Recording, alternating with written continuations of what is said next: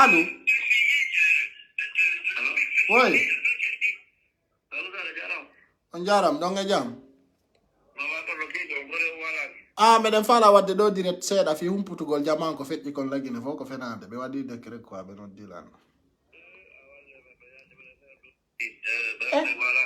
Non, be woli ko dun non joni mi adana on do jon décret on yo. Joni sive la. Okay, merci. Ya, mais do on humpetaki ko fettata ko. Sala jabi. Okay, merci. A parle direct.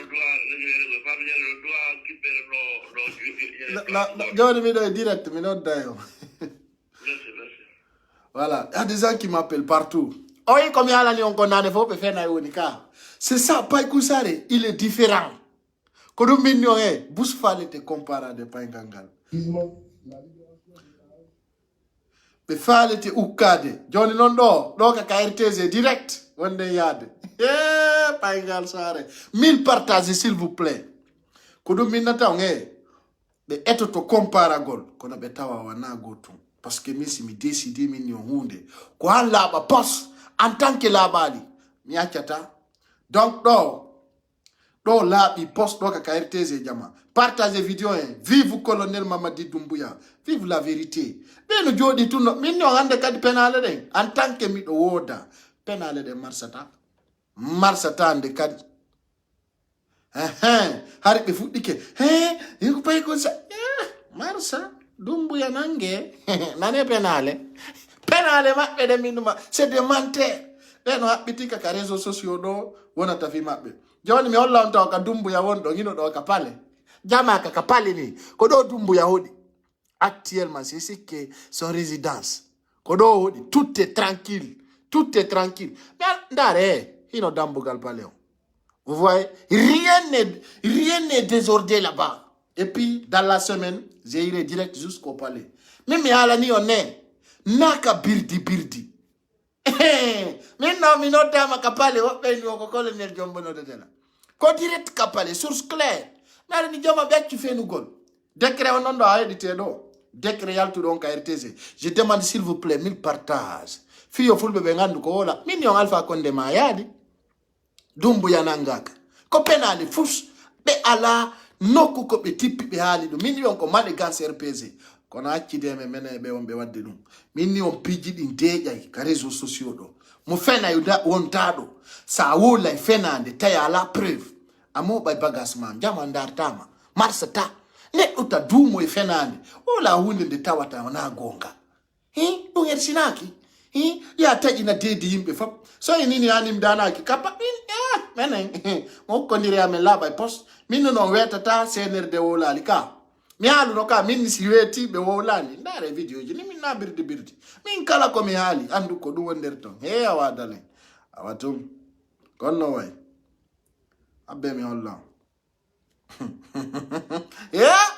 ko do be mi on fatti nyelle me ba hayla do e ba almodi penale ko feni hamay chap dare do ino et puis direct kapale be pay kusare mais wawatar d'intervenir capaz ma direct mais dans des preuves pour te montrer que tout va bien et il y aura un décret qui sera publié tout de suite no jama kapale te tira limbika di photo be ni on lui ben c'est clair et on a confiance à ce que tu dis na birdi awala bani on do poy kapale kona kino de hok no kapale de wona goddo yeddata jonno mi holla on kadi décret febbi do joni ka RTC joni nano do naniro noppi mon din comme ala preuve ma pi adama menen si me hala ni on hunde on ta ko do wonder ton kon woni fi e penale mon habbito adda hunde ko tawata wana gonga il faut apprendre il faut savoir avant de parler quand minni on si wa marche ay tun ko penale Doumbouya on non je prends acte et je vais défendre les bonnes causes. Billahi wallahi tallahi. Goto arata do panikay goto. Ça c'est terminé. En tant que j'existe, on a des problèmes. C'est aussi qu'on a des peines à le monde d'endo. Marche attaque à Facebook. Donc, je vais vous montrer le décret qui vient d'être publié par le CNRD. Édito donc, Artinon Hakil. La libération d'otages, la piraterie maritime, les détournements. Écoutez attentivement. Colonel Michel Ange Bandoura. Ah ben. Matricule colonel Michel Ange Bangoura. Matricule 14730G. Décret en KRTZ. Directeur adjoint de la dite direction en remplacement du général de brigade de 2e section Amadou Kaba. Directeur adjoint des opérations, du plan et de l'emploi des forces. Colonel Amara Kaba, matricule 17817G, précédemment en service à la même direction en remplacement du colonel Michel Ange Bangoura. Article 2. Le présent décret qui prend effet à compter de sa date de signature sera enregistré et publié au journal officiel de la République. Conakry le 21 décembre 2021, signé colonel Mamadi Doumbouya. C'est pas assez. Décret D 2021-02-37. NRD SGG portant création du groupement des forces d'intervention rapide. Le président de la transition, vu la charte de la transition en date du 27 septembre 2021, décrète. Chapitre 1er. Disposition générale. Article 1er. Il est créé au sein des forces armées guinéennes une unité appelée Groupement des forces d'intervention rapide, en abrégé GFIR. Article 2. Le groupement des forces d'intervention rapide est une unité constituée d'officiers, de sous-officiers et de militaires de rang, sélectionnés au sein des unités de l'armée et disposant des capacités physiques, morales et mentales requises. Chapitre 2. Mission. Article 3. Le groupement des forces d'intervention rapide a pour mission principale de mettre en œuvre des actions à développer dans le cadre de la traque, du démantèlement et de la mise hors d'état de nuire des cellules terroristes avant toute action de celle-ci. À ce titre, il est l'un des principaux moyens de dissuasion, de création et de coercition de l'état-major général des armées. Robuste, souple, réactif, il constitue une véritable force de réaction rapide.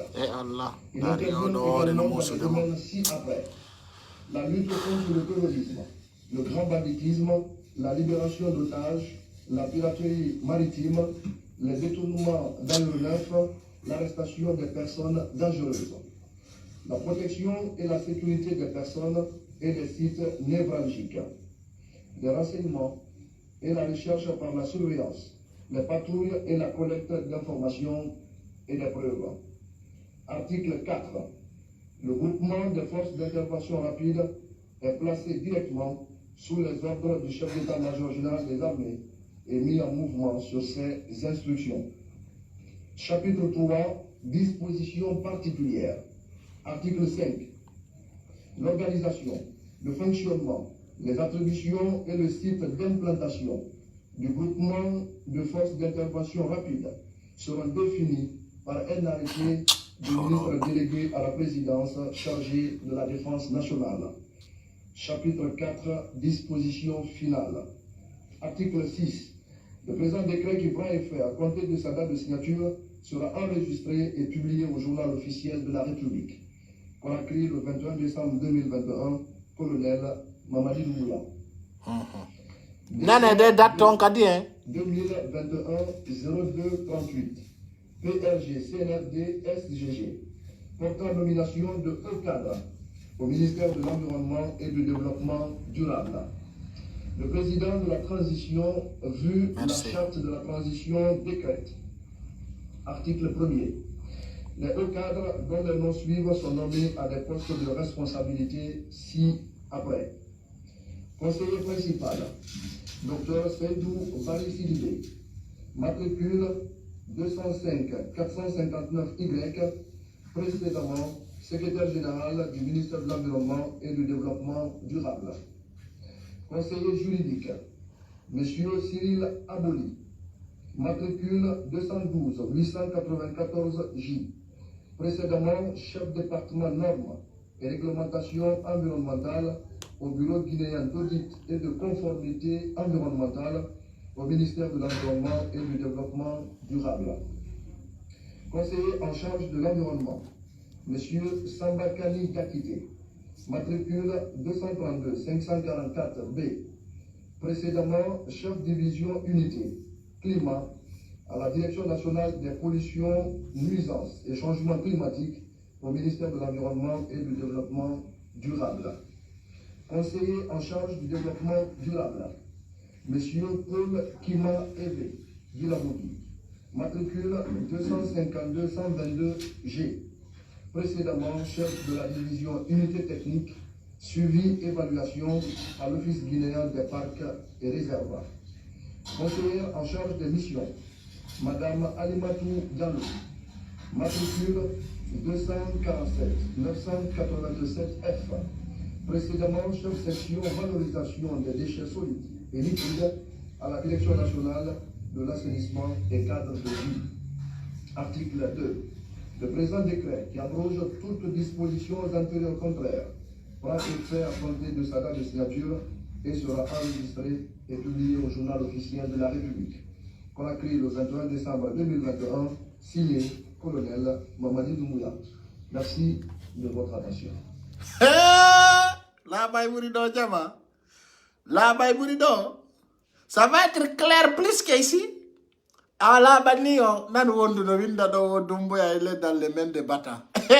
Ande ko le 21 cas. La Bata Bourido. Signé par colonel Mamadi Doumbouya.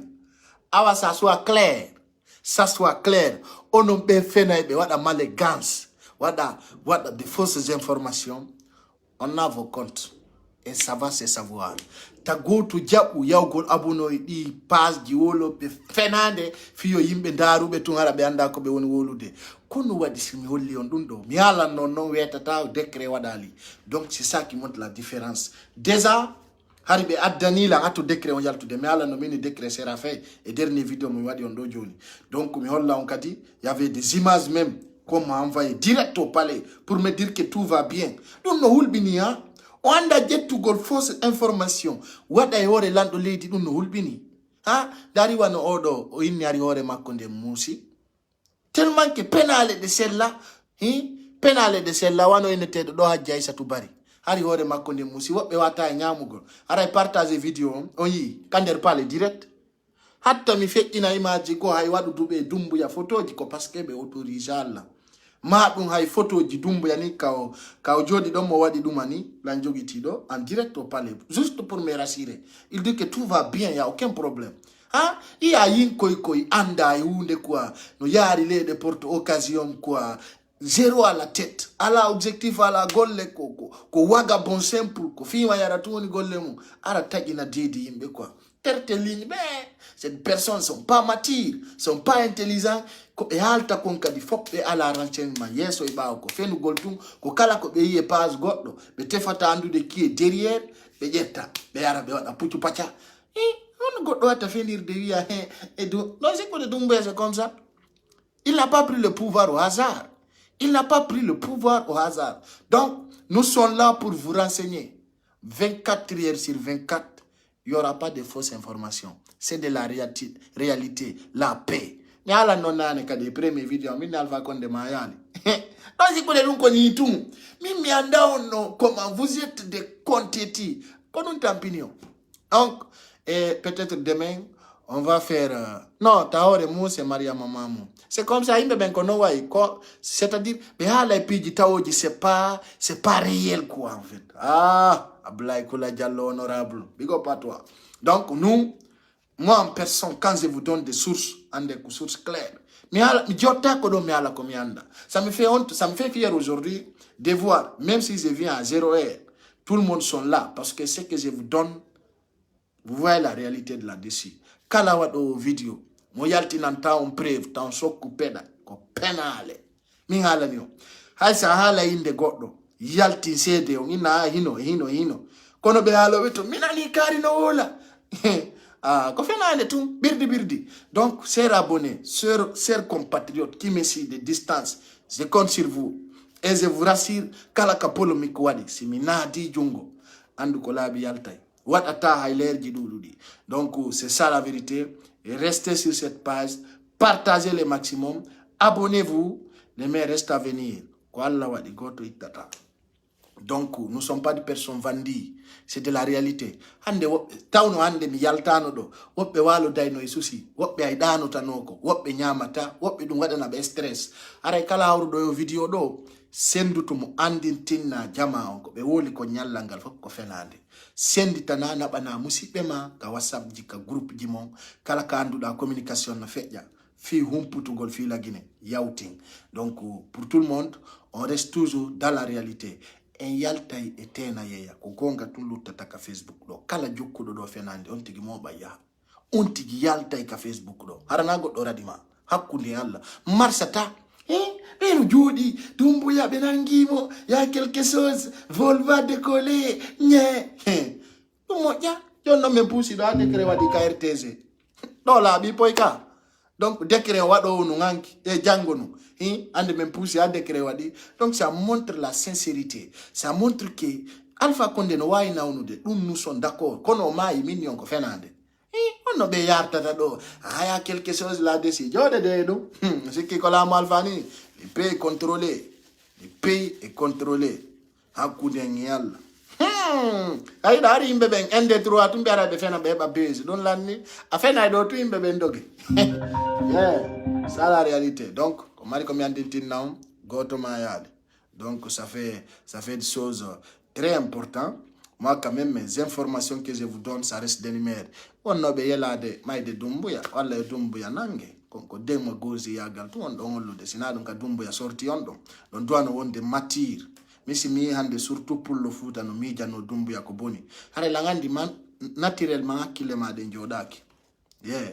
Donc les meilleurs restent à venir, que tout le monde soit dans la réalité ko ɗum woni gonga kam. Donc mono wawi birde donc haaji mum wono ko ɓiɗɗo gorko tippoto ka leydi anda fenande nden do marsata kala ko jokkuɗa hay ɓeyi fenande jombay kono joɗɗinta haray ko ɗum Paykun Sarr arno humputugol ɗo on yafoto hande en waɗi vidéo ji buyi Amadou Bella miɗo yuroma kono min abonné ɓe am ɓe giɗon welanmi mi accitata on e ande mi accitata on e kumpa ɗon ande niɓiti en waɗi ɗi duuɓi tati ɗen fokkitani nayi e hoore ɗum ɗon fof en évolué piiji buyi en walli nawnuɓe en walli tampuɓe en waɗi sabu forage ji waɗama nokkeli buyi e labtaneji. Donc enen si innama hande ballal pullo Fouta iɗen andi ɗen tawa parce que ɓe innoɓe ɗo fof no yiɗi fulɓe hande ɓe ala ko ɓe contribue ɓe jasi forage ala ko ɓe contribue ɓe walli nawnuɗo ala ko ɓe rien absolument ala ko hay mbuɗi contribue aɗɗi si ɓe ñaami nayawol sa woli ɓe yennama nene baba min le Paykun Sarr preuve ji ɗinno ɗo ka contribue ɗen enen ɗo walluɗen nawnuɓe hay mini ɓe nodda en ina ɓe weltani on meɗen duwani on fof no andi piiji ɗinno ɗo ñaway. Donc kala ko waɗɗa say Paykun Sarr aujourd'hui tu veux te comparer de lui tu n'ira pas parce que ɓerɗe men ɗe wona gotum hara musidɓe Paykun Sarr no holori on no ƴettifimon e ko wallirton mi ko partage gol vidéo ji ɗin nombre fi humputugol jama on ko fewndi kon. Donc kadi haray jama yo tuɗunowru heɗagol tola ba ay ɗon andi kotirawo men on kan kadi mo jonna piiji tawoji ko gonga. Donc piiji ɗin fopp ko sabu yarata e ayigoy hay lekki kin no waɗi calɗi fenande gonga yadata de je vous aide et je vous aime, aidez-moi je compte sur vous, c'est ça miɗo holori on onon abonné ɓe am ɓe goto dimbata en si tawi wana ɓe nato hakkude men miɗo andi le yona soydande Paykun Sarr paygal labangal nantugal inde min natta kono piiji ɗin ɗo ka Facebook ɗo foppo en laɓɓina enen en sokka juuɗe aray Doumbouya no e jam ma piɓe ɓen andintinna on kadi Alpha Condé ma yaali taw kono noon so maayi de ɗum nare miɗo welti an feno ɗum ɗon on dey min so maayi ɗum ɗon mi suuɗatara e je suis content si mayal non kadi min nata maayi voilà c'est ça aray ko ɗum ɗo wonno komi faalan humputude e hande la andi on humpitike ko feƴƴi kon ɗo fo piiji ɗin laaɓani on faw e hino ɗo ka Doumbouya woni ɗon ka paale si Allah on jaɓi kadi e nder sabuji ɗin si mi yahi la Guinée en yaha joɗoɗen e Doumbouya ka salon makko huɓɓinen direct mi fiɗɗi on piiji no fota taw Doumbouya c'est simple ko yimɓe ɓen woni waɗugol piiji gono ton e hoore makko tawoji o nanda e ɗum il est très simple ko Quand tout ça, on est lando, aray, tu n'es pas, voilà, comme l'autre. Donc, merci beaucoup, Mamadou Djoul Deba. Un jeune très fort, hein. Quand on a dans le cas Bigo Pi, Mamadou Djoul un vrai soldat, déjà, aïe, n'est ami wolu ko fait ikom. Hey, Djoul de, big up à toi. Tu es fort. Aïe, wuro kadi grand John, vous êtes fort. Et je vous big up. Bientôt à Conakry, je vous dis avec force tranquille. Miroarde. Ta, ina birdi. Yeah, konon. Aray ko do musibe sendi te video ngandinti nombe fo no ijang Conakry no deji dey no newi y a pas de birdi Doumbouya va bien Alpha Condé va bien aray ko do au revoir je vous embrasse e Hadja Aissatou yaw yara ndiyang nyama ara dano dana Doumbouya no ijang fuswa damo c'est ça merci beaucoup on no